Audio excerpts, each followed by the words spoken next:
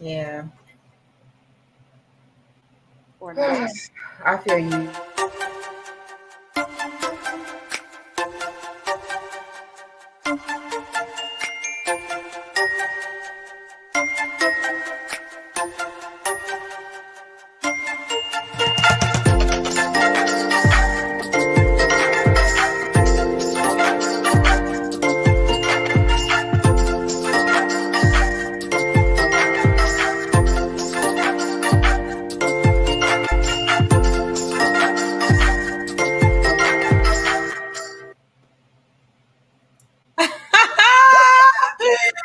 What's up? What's up, Hey, ladies? Darvinique. How you doing today, love?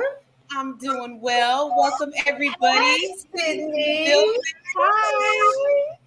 Oh, she's got her plants I today. I do. love it. Thank you so much. You can't see them all, but they're all the way on the floor there. Oh, I wow. You're surrounded love by love.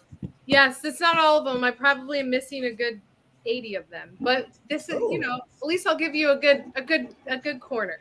She said 80. Well, Oh, we I want love to that. That's a welcome. good spot. That's a good spot right there. Hey, Yes, yes, yes, yes. Ooh, I I love it. love that. I took the lip from you, Camille. Sorry. Ooh, I love it. It's Go ahead. cute. I love your look today. I love your look tonight, Sydney. So we want to welcome our viewers out there in YouTube land, internet land. We want to welcome everybody to another episode of Pretty Smart, and we got something juicy. Juice. There's a song to that. There's a song to that. You know it, Camille. Days got me crazy. Pump it. Pump it.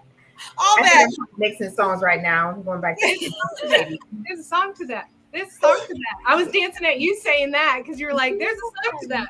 There's a song to that. There's a song to that. And I was like, Oh my goodness. I love it. I love it. Well, we definitely have some juicy topics tonight. Just a conversation within itself. Dating while married but separated. Did I get that right? Dating while separated and still married. Look at me. I totally dating while separated and still married. Yeah, I need a sip to that too. I know. Where's the wine? Where's Where's the wine when you need it? Right? That's I need deep. it. That's deep, y'all. It is deep. Dating while For sure. separated but still married. I don't know nothing about it. I can dive in right away. I've experienced Yes. I've experienced that on so many levels. So many levels. I met a gentleman, and he was, jumping around like he was single. And I don't mean jumping around on women, but I mean he was Behaving in that way. he was Like, behaving as though he was single. Well, I guess so. If you're married but separated and you guys are on the terms of divorce, so he was just kind of living his life in a liberated way. But when we got, so we were hanging out. But when we got to those questions, I'm like, so are you married? Because that's the first question. Everything else, are you married? Mhm. And his question was, yes, but we're separated. Mm. Mhm. And immediately I was like, wah, wah, wah. Like, dang, man. I know. And I didn't understand it then, Mhm.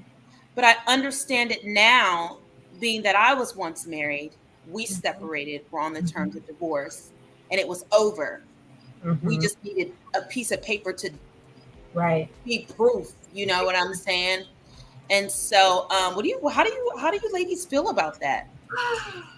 Okay. I personally, if you guys have a mutual agreement, what's the issue? If you're separated and you guys are both married still, but you're separated, you guys know you're just waiting to get the divorce finalized.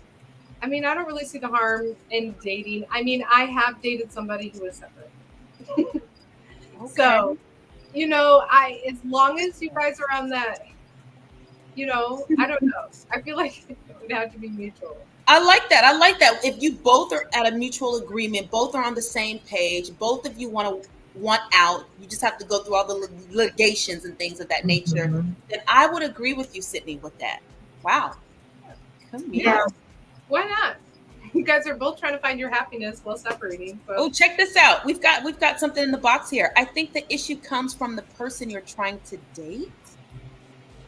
I don't know. It depends. I think I'm in line with both of you ladies in terms of like it being a mutual decision, and everybody is an adult, and so you are now free to go about the cabin as you will, right? But at the same time, Mm, it's still different because like I've seen it from a mediator's perspective when I helped people get divorced. You know, unfortunately, fortunately, some marriages needs a right, mediator to peacefully right. help to dissolve.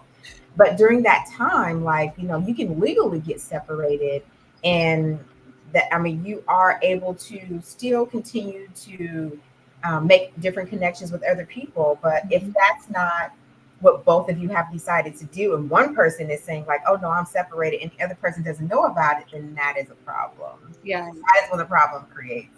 Is when Right. So when you think so, going I think that's true. When both parties are not on board, that's where the conflict comes in. Mhm. But when both of you are on an agreement, and then both of you start going out and branching and dating, and you have these new people walking into a new person walking into your life, and they have a problem, or they feel challenged with your current situation, because for whatever reason they still feel that you guys are together, even though, you know what I'm saying? What do you think? What do you think? Yes. What do you think are some solutions that can kind of, well, I heard someone say earlier, and I hope we get to bring him on the show tonight. Um, I just lost my thought laughing at that. Well, okay, so what I'm thinking about is I've actually been in that space and place where I was separated and wanted to move forward because I mean, he was cheating. So, I mean, he already broke covenant. He was already moving about and doing what he wanted to do. So, for me, it was okay, this is a really good time for me to have a space for healing, a space for self care. And I think that oftentimes women, we don't give ourselves that space to have that healing and to have self care. But and then we start talking to other people and mixing in with them, and therein lies a lot of confusion. Like, you attract, I don't know, different types of men that you wouldn't if you were healed. So I've been there, I've done that, and I know it's not the best thing to do, because I think that anytime that you are breaking up from a relationship, you got to give yourself some time to heal, some space to kind of detox with that energy, that his aura. You'll get to know who you are again, and then date differently, because then you can vibrate higher and attract something higher and better. So, I don't know. Wow, I think that's good. Yeah. Oh man, I'm just. You're, I feel like a hungry person looking at you drink your drink. Like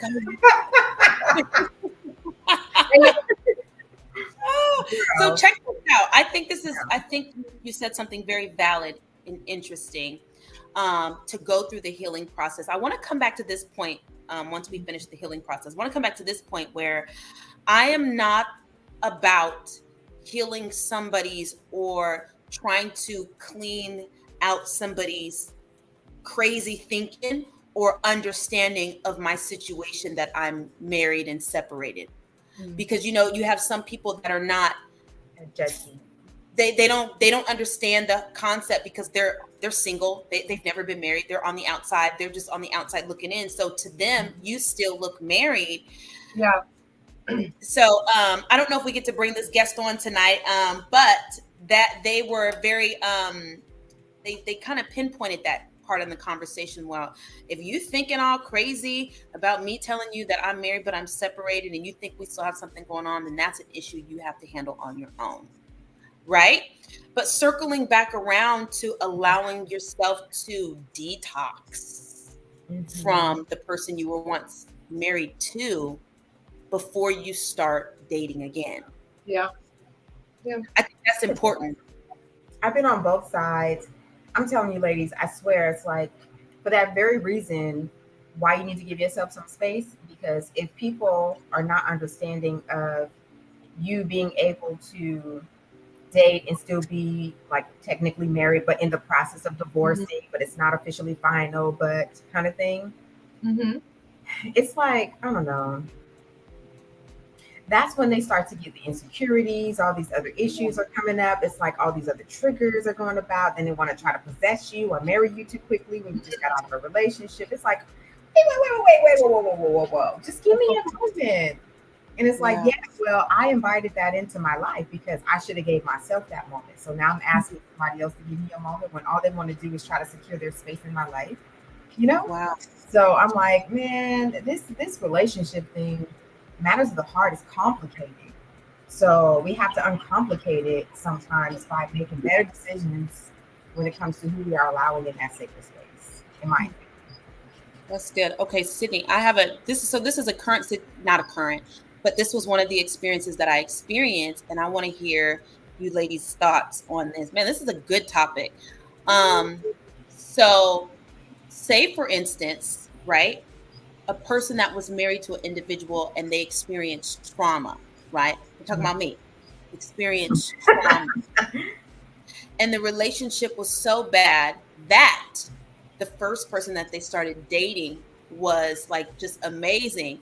And you get those googly eyes like, you might be the next one. You say to somebody like that, Yeah. well, of course, me, that I clearly understand that is you're marrying too soon or you're trying to jump the gun too soon. But just when you've experienced something so bad and something comes along that feels so good, you like want to snatch it and wrap it up and put it in a gift box, put a bow on it and say, carry you around like you're my Girl, purse. tell me about it. But that I believe is like trauma bonding, or like, what would you no, not trauma bonding. I mean, it can be like kind of. But also, like, is it using that other person to kind of help you get over whatever you're trying to get over? Not trauma bonding necessarily, like Soothing.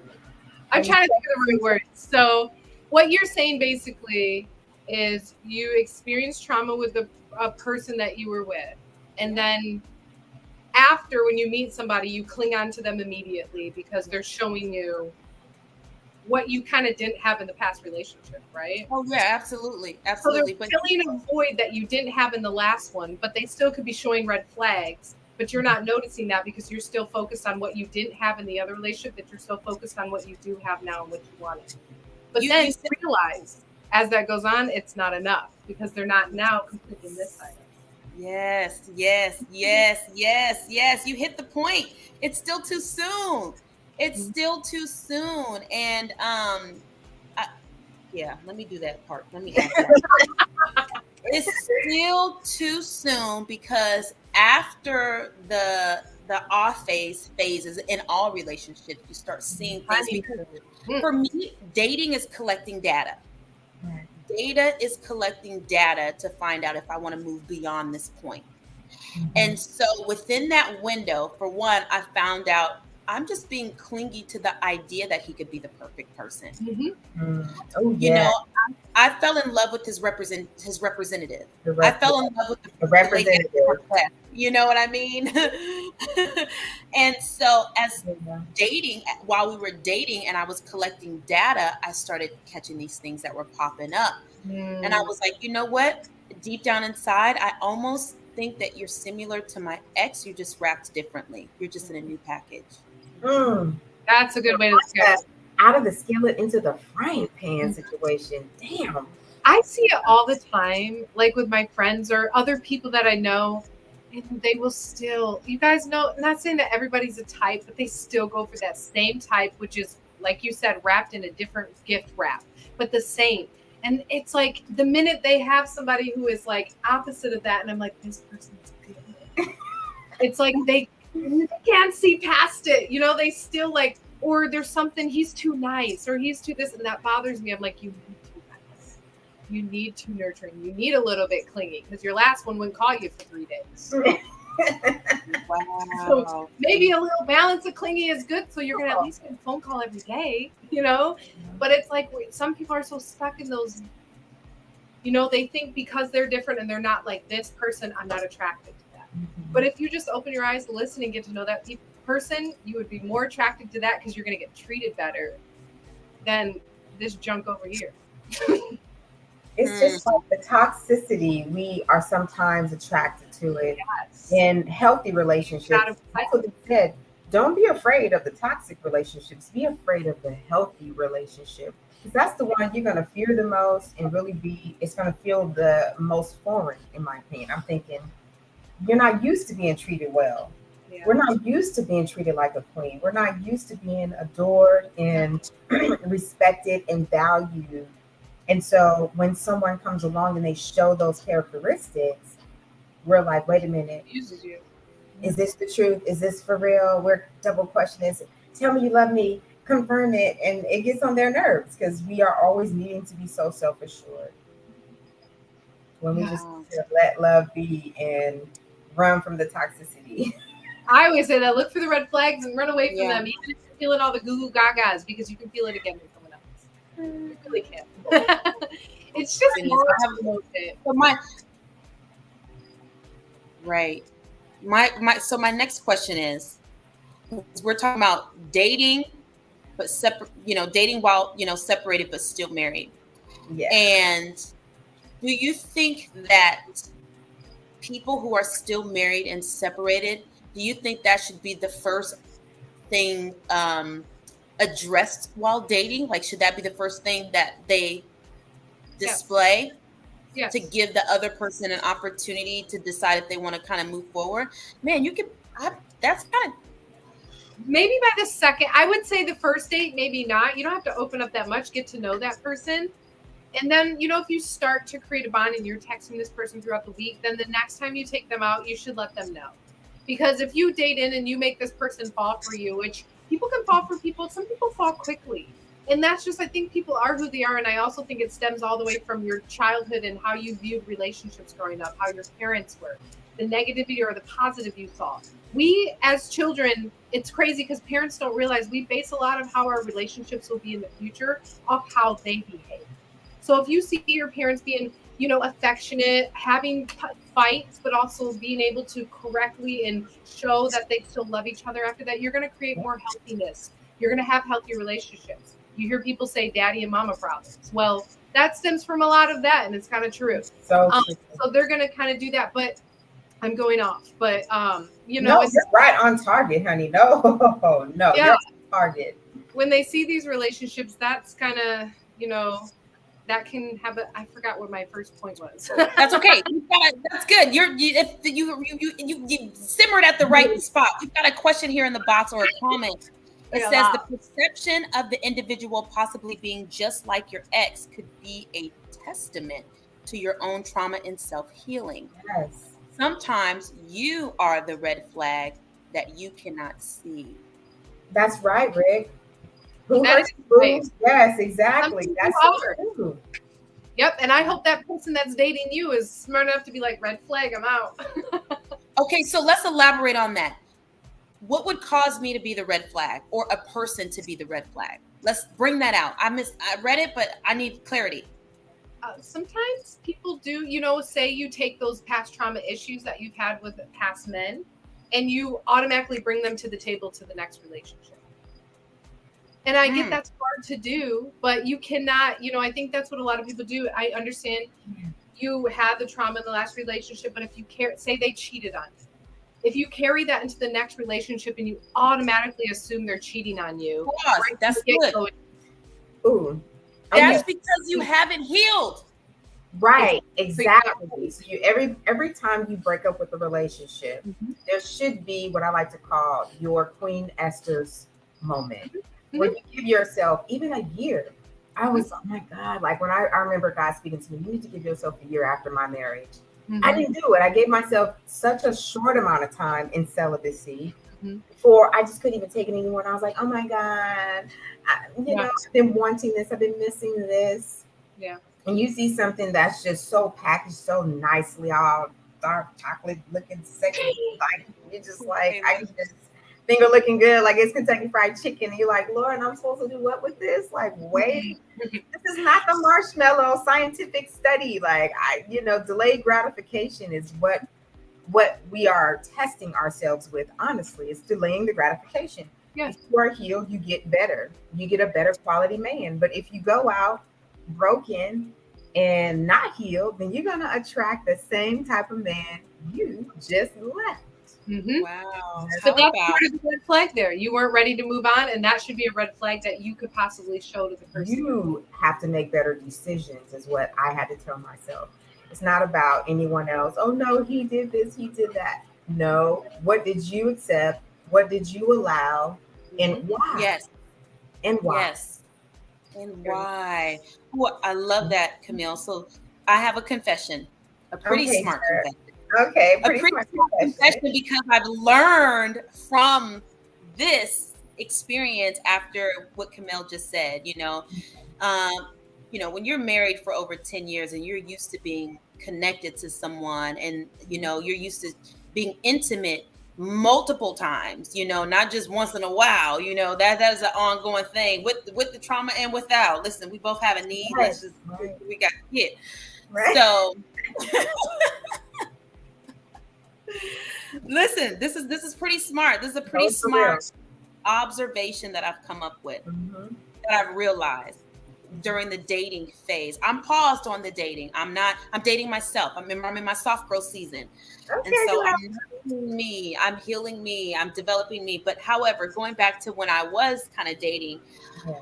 I would miss the affection of a human being so much. And I know I gotta laugh at that as well. We can miss the affection and the physical touch of a human being so much that when the opportunity presents itself, we jump on it.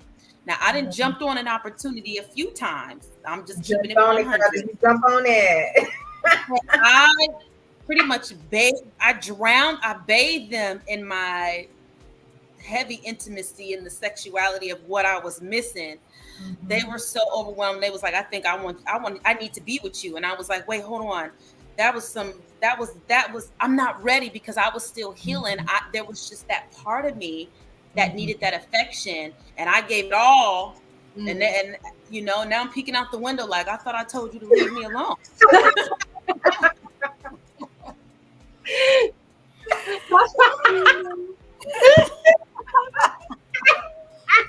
Don't make me laugh. I'm so sorry. I can see it. Yeah, this meme. Oh no, it wasn't a meme. It was a video. When the girl had broken with the dude. He was at her door and he was like, "You didn't let me smell your stuff, girl. You better." Oh yes. That's not what we want. That's what I'm saying. Like love and matters of the heart is dangerous business. Yes. So, what would you say to a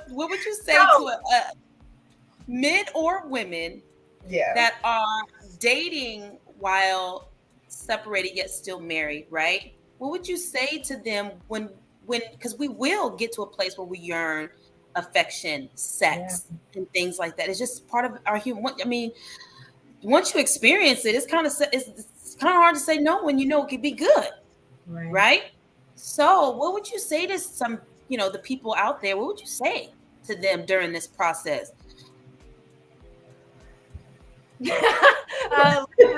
Leading carelessly. No, I'm just kidding. I'm just joking. I'm sorry. What did he say? I missed it. You're talking about sex and having sex, so I said, well, live free, live wild, and live carelessly. Joking. I was joking. She said JK. I mean, I really am. Don't live carelessly, okay? But what were we, God, what would you say? I'll tell you what tip somebody told me. What? Yeah, they said you better get a toy, enjoy your own joy, so you don't have to worry about an itch or a drip. Ooh, I heard that. Who said that? Somebody's grandma. Wait, you better get your own toy to enjoy. Create your own joy. Okay, yep. Get your own toy, get your own joy, so you don't itch or drip. So you don't have to worry about an itch or a drip. Yep, exactly. Exactly. I need the real thing, honey. You know what? Honestly, I did find myself in a sticky situation one particular time. I don't know if I told this to y'all ladies, but I never experienced being with someone whose stuff didn't work. Like I've never like an impotent man, And I'm realizing now that research is showing that a man over about 45 years of age is starting to have more and more erectile dysfunctional issues there. Yep. Whether they didn't get enough sleep, whether they've used it too much, they've not taking care of their bodies. Maybe did too much drugs and alcohol along the way. But about 45, I don't know. Don't shoot the messenger. Look it up. That's hard. Research shows. That's gotta be. That's hard. It's just a hard thing. I feel bad. The visa is not expensive. Oh my goodness. The visa is not expensive, I'm sure. Oh my gosh. We're dealing with a lot of different reasons why people are becoming separated, is what I'm saying. I'm like, you never know why a person is being separated. So I think like sometimes when we're getting out of these long-term relationships and people are saying, I'm moving about the cabin freely with the permission of my wife, we've got a mutual agreement that we're separated. I'd like to know a little bit more why. Why is that the reason why you are now available? Like, who loses you? Kind of thing. So ask your questions. But to answer your question, Darvinique, in terms of what does someone do in these times, I worked out. I joined Never Been a Runner. And I said, you know what? One of the most craziest things I could do right now for myself is to stretch my potential. So I signed up to do my first half marathon. Boy, oh boy. That's awesome. Training for that process changed my life. And I've been a runner ever since. It's been 7 years. What? Oh, Camille, that's what's up. Marathons and run, and I love going to the gym. Gym has really become like my sanctuary and a place of peace, and like it's church. It's church. I love that. I love that. Self-care, nurture yourself, love yourself, turn everything that you were given away inward. That's what I would say. Camille, that's so great. I love that. It's funny because the gym is like literally a haunted house for me. Like it's a horror. I hate the gym. I'm sorry, but I love that you love it. It's so funny because it's like I'm thinking like I love that you found your thing. I'm like the gym gives me. It's opposite for me at the gym. Interesting. Tell me more. Like why, Sydney? Why? So how's that go? I've always hated the gym. Like whenever I worked, maybe it's because of all my days like with track and basketball, and I was always there. But I don't know. I hate it. Like whenever I do exercise, I have to go on trails or jogging or outside. Yeah. It's like, I don't know. But the gym for some reason gives me anxiety. Maybe it's the people in there. I don't know. I get it. But you do work out though. So wherever you find the sanctuary, I appreciate nature and I see the nature with you and it's calming and it's peace and they talk to you. So well, if I'm ever in your area, you're gonna take me to the gym and like retrain me to find my Zen there. I'm gonna need you to. That's a good one. I got you, girl. I got you. I know all the machines. We're good to go. Yeah. Coming. 90 minutes. Good. I'm in your area. I'm gonna text you. Let's go to the gym, Camille. Teach me your ways, Jedi. Let's go. Yes. Okay, so I have a question. For all of us that I want all of us to answer. Okay. Do you prefer dating multiple people at once or one person at a time? One. You know how much work multiple people are? It really is a lot of work. So much work. I have a hard time because I like my alone time too. I like to just multiple people. Oh my goodness. It's too much work. When you say, oh, well, yeah, that's true. I could see that. Camille. Focus on one. And then when I'm done, my aunt always taught me to make them think they have a chance, just in case, Back up. But for the most part, I'm a very monogamous person. Like once I commit, I'm locked. I'm locked in. I'm committed, and I only have eyes for that one person. But in the past, that has not been the best methodology for me in dating because I am a lover and because I am one that will fall too quickly. I can't allow like too many people in my space. So for one, they have to earn their space, their time to be with me, and I don't have a lot of time to give freely. So I'm a woman with purpose. I'm a mover and a shaker. So we got to move together. Or because I don't have that much time just to sit by and entertain this guy and that guy and that guy. Like, no, that's not what I'm about either. So, wow, yeah, that's a pretty smart observation. Because here I am sitting in my current situation, and I'm thinking I'm gonna try 3. I'm gonna date 3. Y'all. I'm gonna figure this Hey, out. I'm for it. If you can, Right. if you can juggle 3, Darvin, he queen, take it away, girl. That's in my mind. That's in my mind. But the pretty smart girl inside of me is like, if you don't shut your ass, you know, like nobody, you don't even like being bothered. Okay, Right. you don't even like being bothered. And so when Camille, you were speaking to the pretty smart woman inside of me, right? Yeah. You know, my mind sometimes, you know how men think with their, so that's her talking. You know, she talks too, and so you know the inner me is like, no, because I give sincere energy. Mm-hmm. And it's hard for me to half-heartedly do something, because if I find myself being that way, I become conflicted within myself, because then I know I'm not being real. You know, I might as well just walk away if I'm half stepping or, you know, halfway. And so I am an all into one person. I think just me being in this current situation where I'm exploring, not sexually, just people, just Energy. you know, yeah. And when I get ready to get out there and start dating again, because I'm still dating myself, you know, the reason why I took a step back, because my traumas were being triggered again. That was one of the reasons why I said I knew I wasn't ready. I was still being triggered, and I was still asking too many questions. And so questions are good, but when you're asking too many of questions, it's certain questions you can ask, but if you're asking too many questions, you don't want to like interrogation. I understand that too. Right. So I took several steps back, and so I kind of vacillate between the two. I'm not dating right now. I know I'm not dating, but every now and again I'm like, okay, who's out there? I get on this pony ride, and I'm like, where's everybody at? And then when I get in public, I'm like, no, I'm right where I need to be. I need to take this slow. All you got to do is come to Florida, in Tampa, go to Walmart, and there'll be guys lining up in the aisle asking you for dates. I don't know what geographic location. Go to Walmart in Tampa here, where I live, and every aisle, there's a guy. He ain't shopping for nothing. He's just like, hey, can I take you to dinner? They're just waiting. So come to Walmart. Wow. It's the location thing. You can go there. Definitely relocating, because where I am.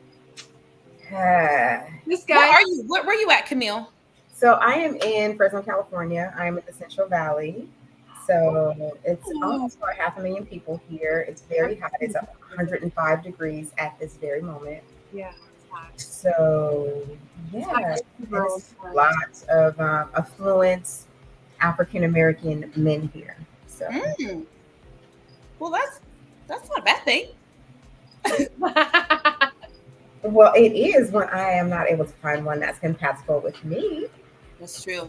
Okay, so what would you say, Camille, in Sydney, when you were going back out into the dating world?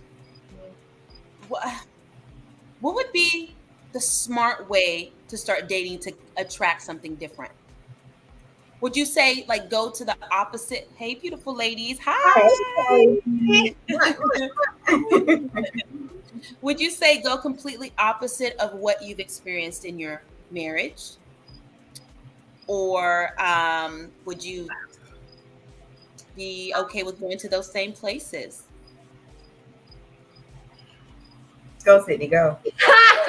You know I'm married, right? I gotta step out of ice right now.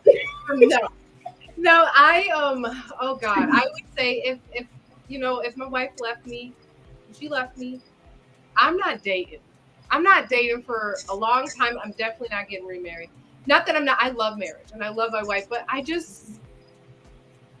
feel like if it didn't work out, I would just be like, I'm gonna do me. Just really do me for the rest of the time. Check it out. I dated while separated from 2014 to 2022. Now can we bring him on the show? Can we get this man on the show? Get up so here. Here's a true story. What? Well, it has nothing to do with his dating life. It just shows how much love he had within his marriage when he was married. So maybe we'll save that for a different day. Oh, look who's showed up.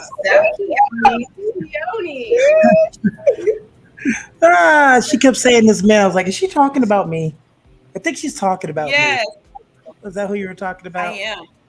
I am Ah, totally talking about you. Welcome in the room. well, this subject is right up my alley in more complicated ways than one. I'm privileged to be on the show that's all about ladies.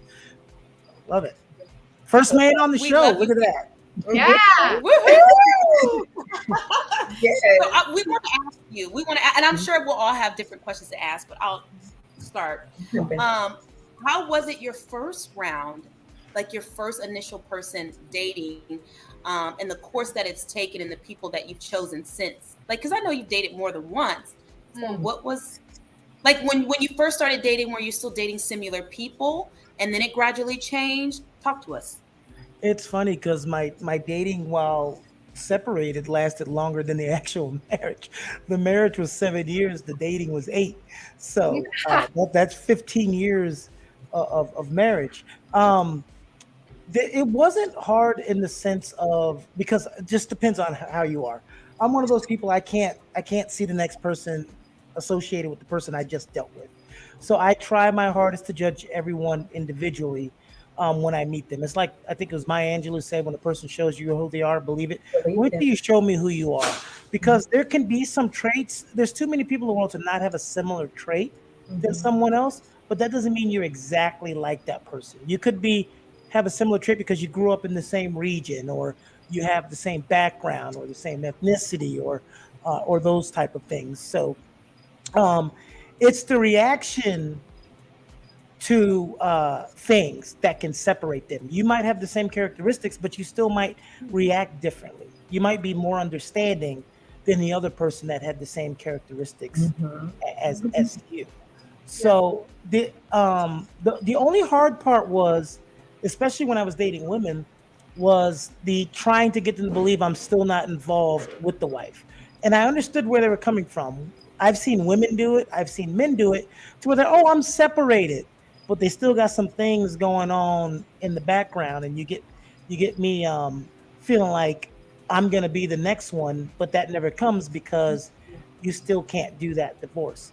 I always tell people in that situation, always ask, why can't you get a divorce? Or what's the holdup with the divorce? Mhm. That answer is going to be important, because this sounds like a wholesome answer. Oh, we won't get divorced because of the kids. What does that got to do? Y'all still separated. You Yeah. ain't living in the same house. Mhm.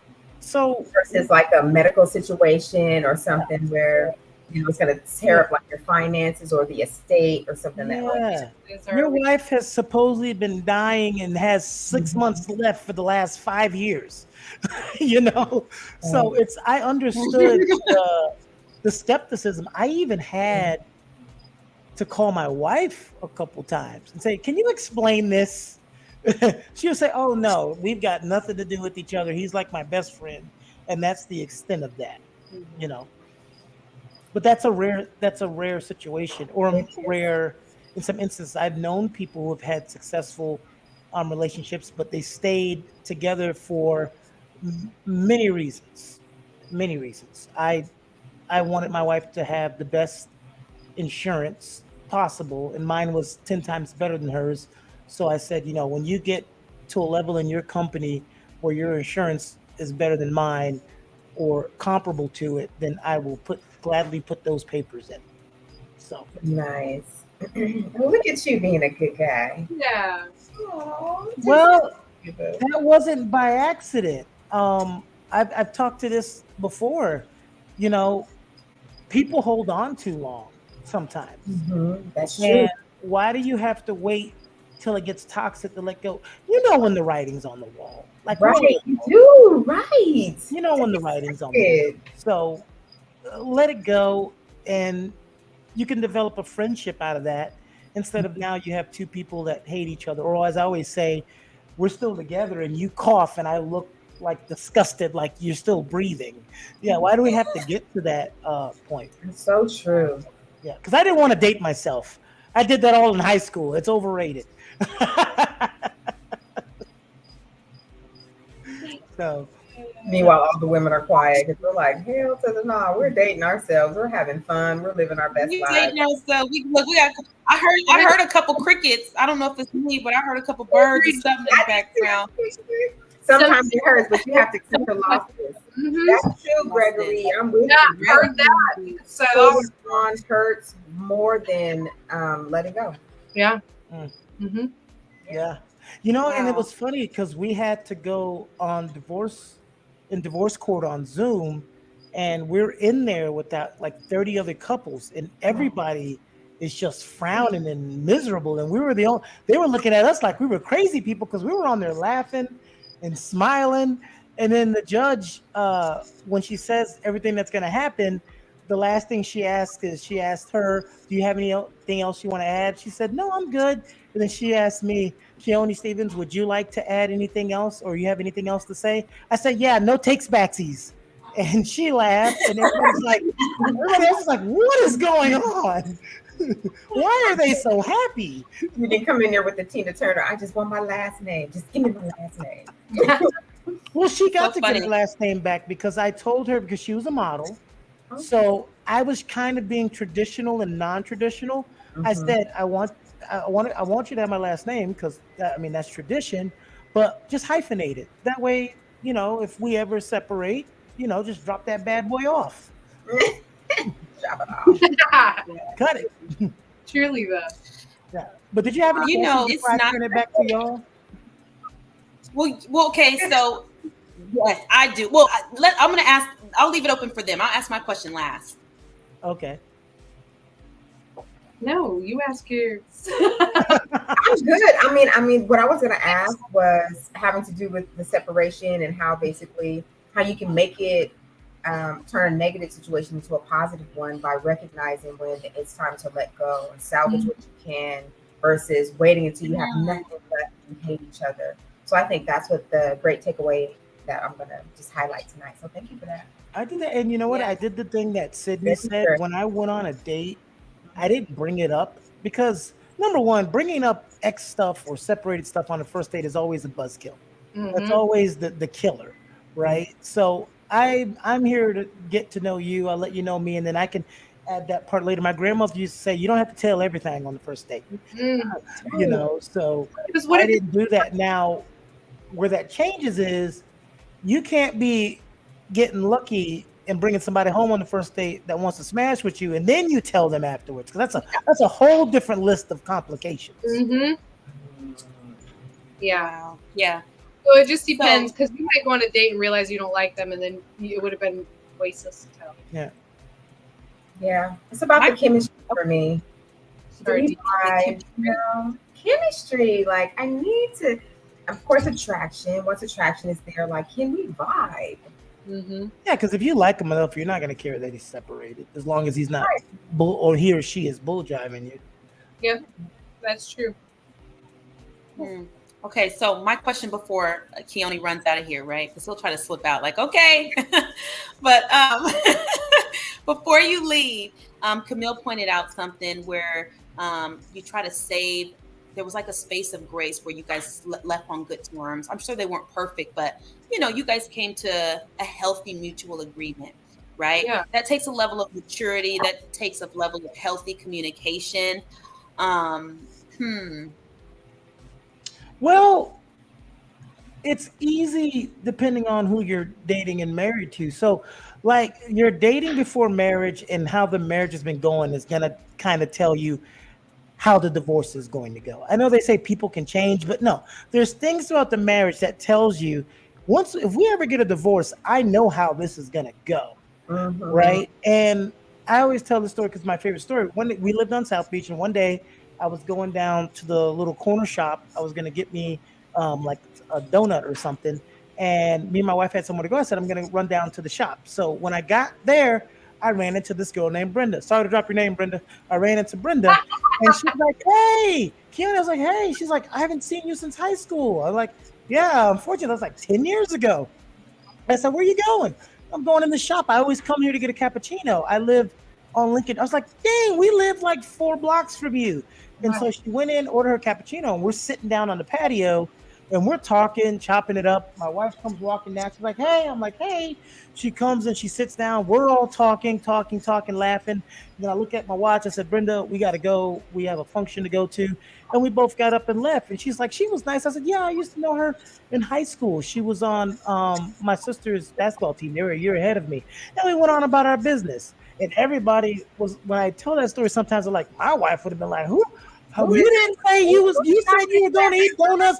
Who's this bitch?" And blah blah blah. I said, Yeah. my wife has never been like that. So I already knew if that time came, it wasn't going to be some over dramatic event. Mhm. So I kind of knew that already. Wow. Yeah. Good character, a woman of good Well, character. it's her because she always used to tell ladies, because I think she looked through my cell phone maybe 3 times because I needed her to call somebody one time. One time she couldn't find her phone because she wanted to call it, and I looked through her phone 0 times because she would tell people, if my husband wanted to cheat on me, he doesn't need his cell phone. He could just go to Publix and say, "Hey, what time you get off? 5? I'll meet you back at 5." I don't need a cell phone for that. Right, you know, So it's a trust thing. So trust is big. yeah. Wow. All Yeah, right. I don't want to talk That's too a much. huge. It's a I love ladies that. show. Absolutely, it's a trust thing. That's good. Well, I thank y'all for bringing Thank you me so on. much, Keon, for You're dropping welcome. Thanks jewels. for coming. Have a good day. Bye. Oh my God, ladies, that was I loved it. Yeah, so good info. yeah, I hope y'all learned something out there. Like seriously, real. if you're able to get with I definitely someone, got something. Yeah. yeah. Yes. Healthy communication, a healthy perspective of conflict resolution. And you discover that during the dating process before marriage. And that'll. I don't even have anything. Oh my God, that's embarrassing. Okay, so 5. It's okay. 5 y'all. But That's good. That is really good. So we discovered a lot tonight before. I know we're 10 minutes in. We're 10 minutes into closing, and I I got 3 takeaways from tonight's Okay, show. girl. 3 What did you takeaways. take? Um healthy communication, you discover how you can discern how a relationship is going to go once you're in a relationship with a person before marriage, right? Because he kind of had something healthy going with her. Heal first. Heal first before you get back out. Yes, yes. But here's the thing. I'm gonna stick a pin right here. I thought I was healed until I started dating. Mhm. I believed I was over the experience before I got out there and started dating. And then when I got back out there, I had trauma triggers, and I said, these are some things that I still need to work on. Yeah. I'm still, That's good. You Know see? thyself. Know Nice. thyself. yes, do not let anyone determine your timetable for anything. Absolutely. On your timetable, not theirs. Yeah. That's so good, because everybody's saying, "Oh, it shouldn't take all that. It's you taking too long. When you just gonna get over him?" Listen, we were together for 10 years. It's not gonna take me 10 days to get over this person. There's a lot of webs. There was a lot of things, layers to that situation. So, but I knew that I wasn't ready when I went back out and I tried to start dating again, right? And then the last takeaway. You don't have to let everybody know your current situation on the first date, Sydney. Thanks to you. I don't, but I think that's still a point to highlight. Absolutely. Not the first date. No, not the first date. Not the first date. What were you ladies takeaways? Go ahead, Camille. You start. So I believe like my takeaway again is sometimes holding on is more painful, more hurtful than letting go. So know when it's okay to let go. And choose you, always choose you every single time. If it's between you and a toxic situation, you in a toxic relationship, choose you and do better. Choose self-love. Find something that's going to bring you joy, peace, and all that good stuff. So start with self-love and self-care. I mean, I have to branch off her. I would say the same thing. Focus on you. And I guess I learned to stay married because dating's hard. Stay married. I love it. Thank you. That too. But yeah, just love yourself, be yourself, date when you're ready. Like John said, your time. Yes, your time. Stay married so you don't have to date. That's so funny, Sydney. That might be up for discussion on one of our next topics. Stay married because dating's hard. Ooh, maybe that's why some people settle. Yeah. Sometimes. I don't know. Absolutely. Settling is harder though. I don't know. That might be a good conversation. What do y'all think? What do the viewers want to talk about next week? Yes, drop it in the chat. Comments. Let us know. We'll be up for putting that up in the topics and talking about it. Yeah. You know what? After I broke it off with one of the guys that I was dating, he told me, because I asked him, I said, how do you feel about our current situation? And he said, you know what?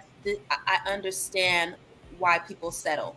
And I was like, well, what is that? He said, because you gave me so much hope that things could be, and then you break it off.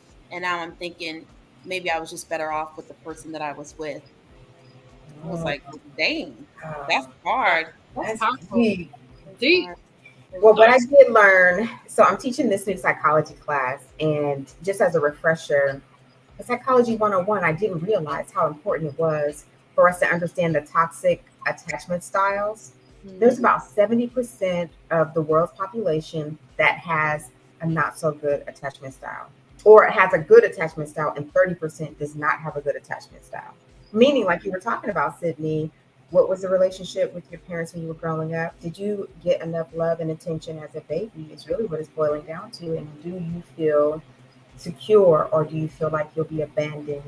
And so that manifests in our current relationships, and it becomes the rudder and the driver for who we choose and how we are in these situations. So it's very interesting. Yeah, I learned. I was like, oh wow, this is why I am how I am. Totally interesting. Check it out. Attachment. Yes. Mumbo jumbo. Forget it. Mumbo jumbo. No, scientific. You let him on the show, and then he calls everything else. We are pretty smart. Yeah, smart. Listen. Well, yeah, because you could be shaped by your society. Yeah. Well, most of us are shaped by programs and societies. Yeah, think about that. So yeah. Households. Wrap up. Well, we thank you so much, everybody, for tuning in on another episode of Pretty Smart.